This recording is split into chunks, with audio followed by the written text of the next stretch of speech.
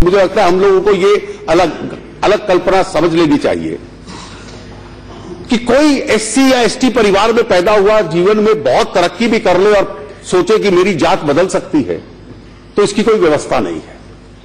Doctor Ambedkar कहते थे कि ये एक व्यवस्था है, वो ऐसे फ्लोर पे बहे जिसका सीढ़ी या जीने के साथ दूसरे से संबंध नहीं है, वो ऊपर चढ़ना भी चाहे सामाजिक आधार पर नहीं चढ़ सकता। और सदियों तक उन्होंने कहा कि इससे क्योंकि इंजस्टिस हुआ है, तो इसके कल्पना की दृष्टि से पहले दिन से धारा 15 में शिक्षा के संबंध में और 16 में पब्लिक एम्प्लॉयमेंट के संबंध में हम लोगों ने प्रावधान कर दिया। इसके अतिरिक्त अन्य पिछड़े वर्ग थे, अदर बैकवर्ड क्लासेस, और अदर बैकवर्ड क्लासेस के समय इसमें बहस होती थी काफी आरंभिक वर्षों में। काका कार्लेकर की कमेटी आई, उन्होंने रिपोर्ट दिया, फिर मंडल आयोग की रिकमेंडेशंस आई, उन्होंने अपनी रिकमेंडेशन दी, और अगस्त 1990 में नोटिफिकेशन के माध्यम से तत्कालीन सरकार ने उसको नोटिफाई कर दिया। उसको सुप्रीम कोर्ट में चुनौती मिली, और उस चुनौती के साथ साथ जिसका थॉमस साहब ने जिक्र किया कि जब नरसिम्हा राव जी प्रधानमंत्री थे तो उन्होंने कोई कानून नहीं बनाया, लेकिन एक नोटिफिकेशन निकाला लगभग इसी प्रकार का कि 10% आर्थिक आधार पर भी अन्य वर्गों के गरीब लोगों के लिए आरक्षण होगा। सुप्रीम कोर्ट में जब चुनौती मिली तो उन्होंने इस कल्पना को, पूरा रिजर्वेशन की कल्पना की चर्चा की इंदिरा साहनी के केस में, और वही कानून आज तक चला आ रहा है, जिसकी वजह से एक धारणा बन गई। और कल मैंने चर्चाओं में भी देखा और समाचार पत्रों में भी पढ़ा, वो गलत धारणा है। मेरा विचार ये है कि क्या ये 10% एक्स्ट्रा देके जो 50% की कैप सुप्रीम कोर्ट ने लगाई है उसका आप उल्लंघन कर रहे हैं। ये कुछ लोगों ने, आपकी पार्टी के भी कुछ लोगों ने उस पर ट्वीट किया और बयान दिए कि ये 50% से ऊपर है, ये तो रद्द हो जाएगा, क्योंकि राज्यों ने कई बार कोशिश की, वो रद्द हो गया था।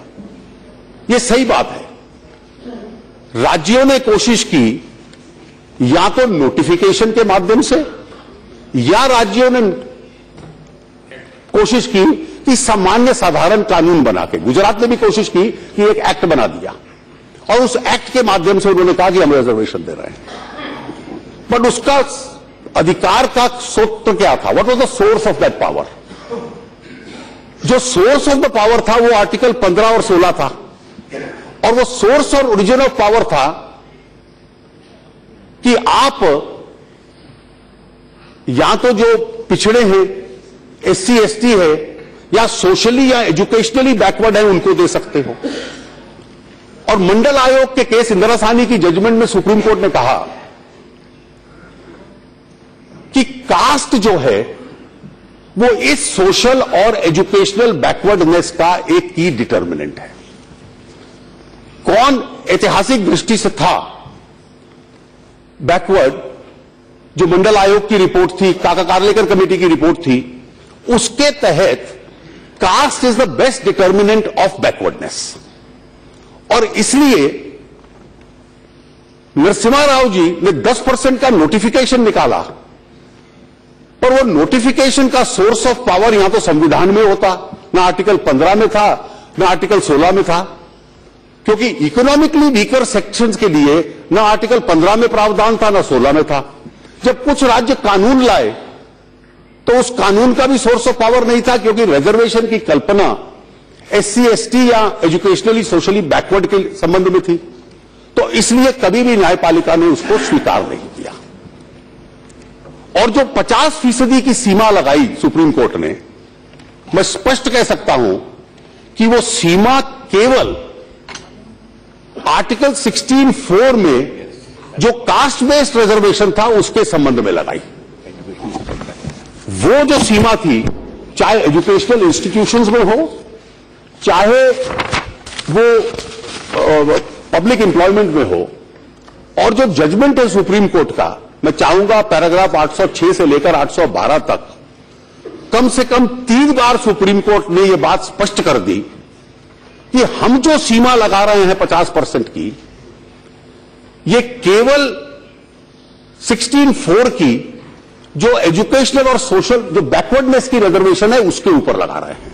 मैं एक वाक्य पढ़ दूं जो इस सारी चर्चा करने के बाद उन्होंने कहा, we are also of the opinion that the rule of 50% applies, also of the opinion that the rule of 50% applies only to reservations in favor of backward classes made under Article 16(4).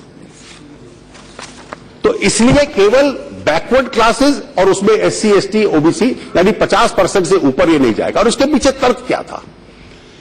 इसके पीछे तर्क ये था कि आप अन्य वर्ग जो अनरिजर्व्ड वर्ग हैं, अगर उनके लिए भी सीट्स नहीं छोड़ोगे तो शुरू तो हमने किया था कि जो सामाजिक और ऐतिहासिक दृष्टि से भेदभाव हुआ, उस भेदभाव को समाप्त करना है, उस डिस्क्रिमिनेशन को समाप्त करना है।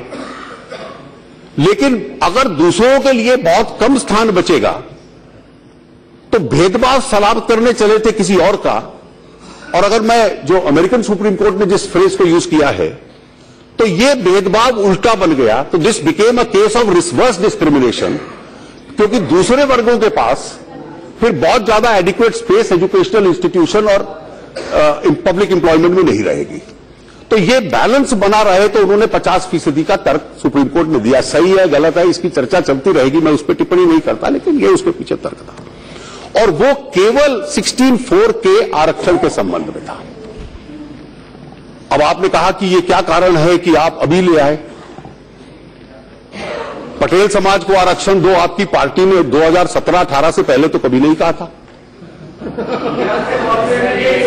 कई वर्गों के संबंध में, और इसके पीछे कारण था, इसके पीछे कारण यह था कि समाज में कई वर्ग ऐसे हैं जो आर्थिक परिवर्तन हुआ, उसमें कुछ लोग बहुत आगे निकल गए। कुछ लोगों को लगता है कि जो किसान की आमदनी है और हम बार बार चमचा करते हैं कि वो कम है, और इसलिए अन्य वर्गों का, उसका कोई धर्म हो, उसकी कोई जाति हो, उसका कोई भी रिलीजन हो, अगर उसमें वो गरीब है तो उसके संबंध में क्या कल्पना होनी चाहिए। तो जो अदर क्लासेस हैं, अदर सेक्शंस हैं जो अनरिजर्व्ड के बाहर हैं, किसी जात के होंगे, किसी रिलीजन के होंगे, 50 में से अधिकतर उन्हीं के लोग इसमें आते हैं, जो बचे हुए 50 में से। ये कहना कि सोशल और इकोनॉमिक जस्टिस जो उस बेसिक स्ट्रक्चर का हिस्सा है, इक्वालिटी ऑफ अपॉर्चुनिटी जो उस बेसिक स्ट्रक्चर का हिस्सा है, आप अपने 50 में से 10% तक अपने वर्ग के गरीबों के साथ शेयर कर लीजिए। इसमें किसको क्या इतराज होना चाहिए?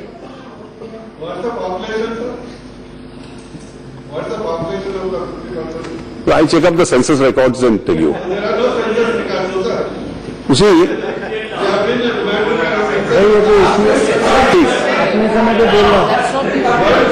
you please make your point when you get a chance. तो इसलिए ये कल्पना थी कि इसको दिया जाए, और आज मुझे लगता है वक्त आ गया है।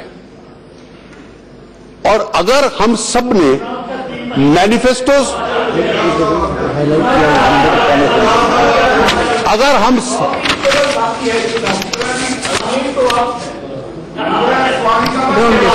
ऐसा है दादा, मेरा आप सबसे आग्रह है that if you are supporting this, don't be grudging in your support, be wholehearted and large-hearted, बड़े दिल के साथ समर्थन कीजिए।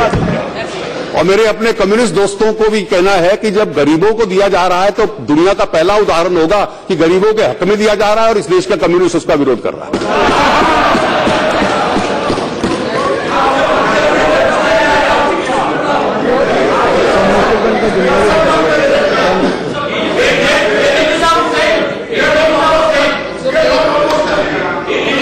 I am grateful to you if you are not opposed. Madam, let me read. I can read the manifesto of every party. My party had supported it. Let me read, just for illustration, the manifesto of 2014 of the Congress Party. No, I am reminding you, sir.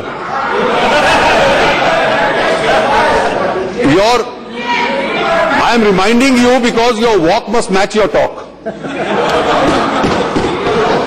The Congress manifesto says, the Indian National Congress is committed to finding a way forward for introducing reservation in education and employment for economically weaker sections of all communities without in any way affecting the existing reservation in favor of scheduled caste, scheduled tribe and other backward classes.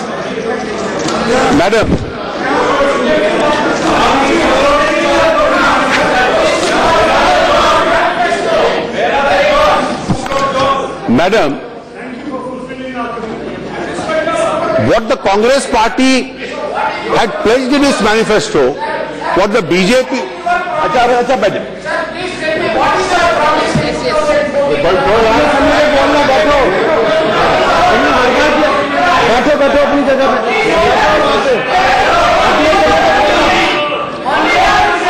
अध्यक्ष जी, इनके speaker के समय कोई भूलता नहीं है। Yes, बैठिए, आप सबकी मत सुनो। Jaitley ji, don't listen to everybody. Don't listen to, ये तो चलेगा। मैडम, प्रश्न ये है कि मैंने कांग्रेस का उदाहरण दिया, लेकिन हमने भी यही बात कही थी। देखिए, nothing is going on record, only Jaitley's statement, that's all. Let them fill up. Madam, बैठो ना, आप चाहते हैं ना, तो बैठो। बैठिए, प्लीज। नो, कुछ नहीं जा रहा है रिकॉर्ड में।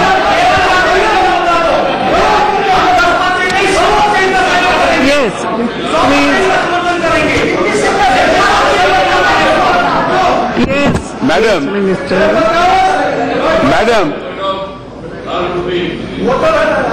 मैंने इसलिए जिक्र किया कि केवल हमारी पार्टी या हमारे एनडीए के साथ ही नहीं, कांग्रेस और अन्य पार्टियों ने भी लगभग एक ही भाषा में अपने चुनाव घोषणा पत्रों में किया है। हमारी जो गरीब की गरीबी हटाने के लिए जो कमिटमेंट और निष्ठा है, वो केवल मैनिफेस्टो तक सीमित होगी या पार्लियामेंट के कानून के माध्यम से उसकी शिक्षा और रोजगार तक जाएगी। ये कांग्रेस पार्टी और इनके साथियों की आज परीक्षा है। वो परीक्षा में क्या करते हैं, इसके रिजल्ट का, इसके परिणाम की हम लोग प्रतीक्षा कर रहे हैं। मैं उनसे आग्रह करूंगा कि जो मैनिफेस्टो में लिखा है उसका समर्थन कीजिए और बड़े मन के साथ कीजिए, ग्रजिंगली मत कीजिए। बहुत बहुत धन्यवाद।